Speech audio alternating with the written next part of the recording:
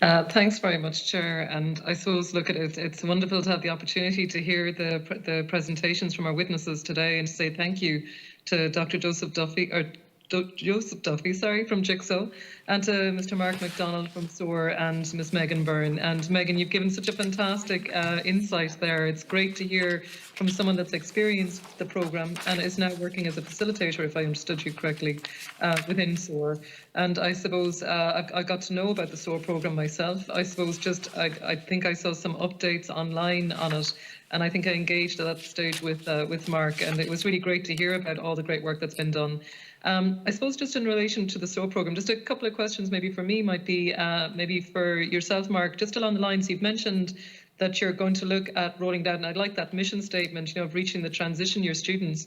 But I know that we have, is it nearly 300,000 students at secondary school level? So how many students are we talking about here? I know you've mentioned that you've reached so many, was it 45,000 I think to date, and across maybe 215 schools. I had a similar question actually around the FUSE programme on the Education Committee, because the FUSE programme runs from DCU and they're hoping to roll out training around bullying or tackling bullying to all of the schools. And it's wonderful, but the only challenge is how do we do it in a way where it can be done within a few years? Because how are we going to reach all these students? That's the really hard part.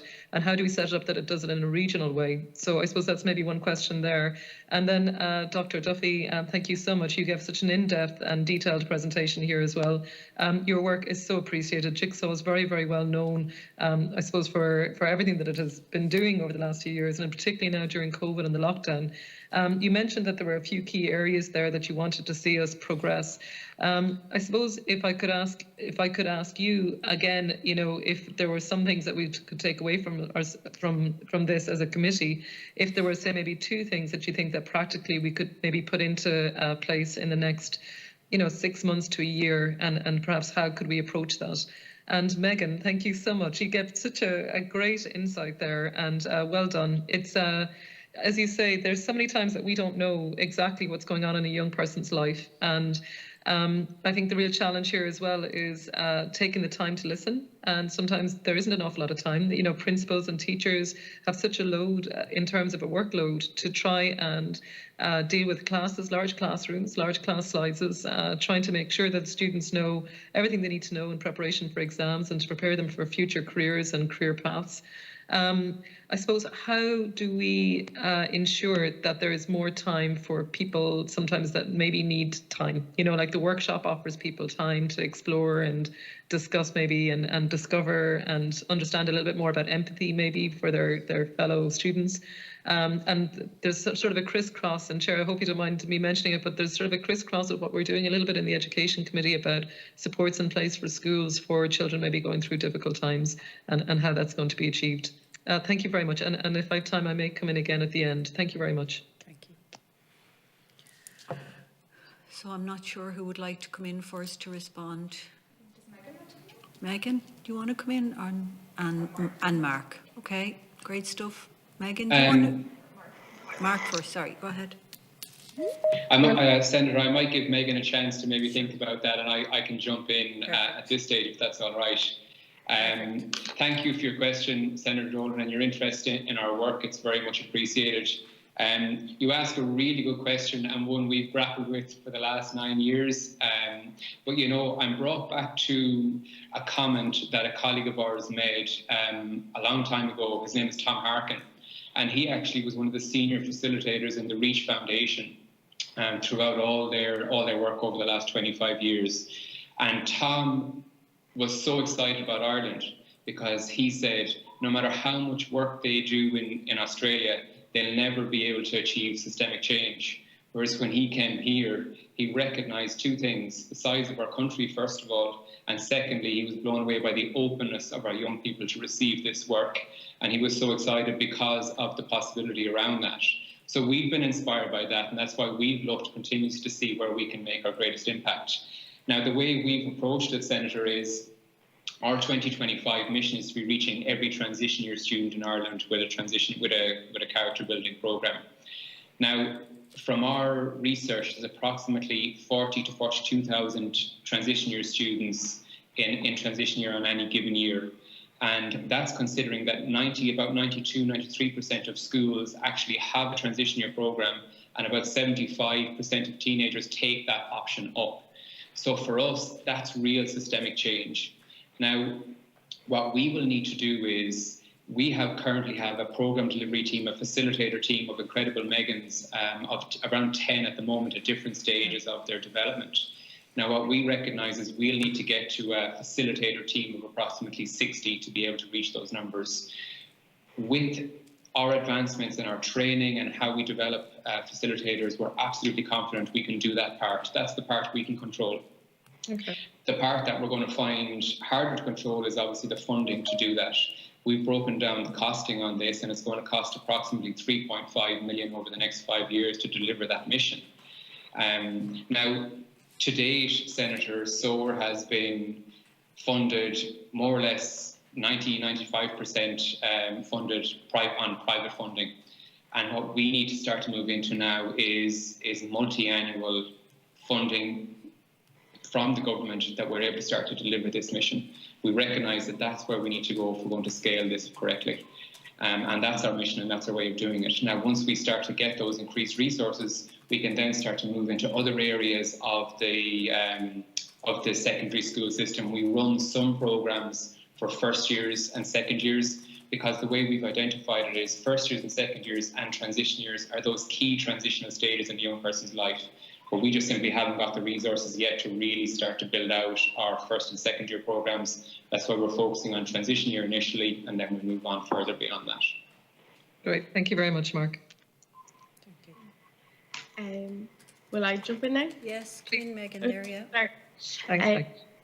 Aisling, just on what you were saying, you know, like I was having a conversation yesterday with one of the girls in work that works with teachers the most, and she was saying that they do come forward and say it's actually really hard to manage the behaviour of students, as well as making sure, you know, the ball is kept going, they're learning, and like they have protocols that they have to keep in place. And I guess that's where places like SOAR and Jigsaw and stuff like that can come in, because we can go in and just pause for 3 hours and ask, okay, what's actually going on here today? And we get to be curious about the behaviour.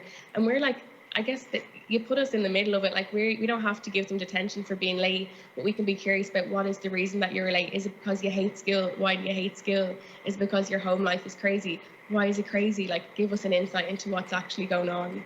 And I think you're right, like, especially now, times in school are crazy. Teachers are going all over the place because of the new protocols of COVID. But I think when you were saying there, like, how do we have the time to listen? I think just ask. Like, if there's something going on, I think the best thing to do, in my opinion anyway, is just ask why. Like, if you're having a bad day and you're taking it out on people, like, okay, pause for 5 minutes. What's happening? Can you talk to me about it? If not, who have you got to talk to about it? And sometimes just letting them know that you see that there's more going on than just being late, or, I don't know, having a bad mood in class. Like, sometimes letting them know that you see them is enough to let them know they're not on their own in it. So I think it doesn't have to be a massive intervention, go in and, like, I don't know, spend hours trying to figure out someone's life. I think it's just about letting them know they're seen in their experience and they're not on their own. That's great. Thank you. That's perfect. Yeah, I think that's really important. And I think sometimes it is about taking a pause, isn't it? I know in NUI Galway, they became the first mindfulness university in the country, and about how important mindfulness is sometimes, just to take a break and a pause.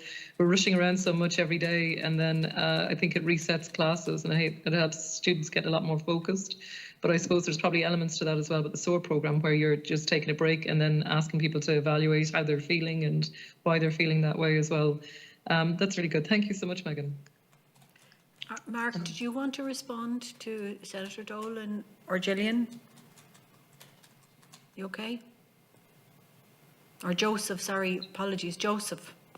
No problem at all. I certainly thank you, and thank you, Senator Dolan, for your positive comments about Jigsaw. You're asking about, I suppose, 2 key areas, and if I keep it brief, I think, and I referred to these already. I think over the next 6 to 9 months, if yourself and your colleagues could focus on the implementation of the Pathfinder recommendation, it's already there in the programme for government, and this looks at the integration of youth mental health across the departments of children, young people, health, education and justice.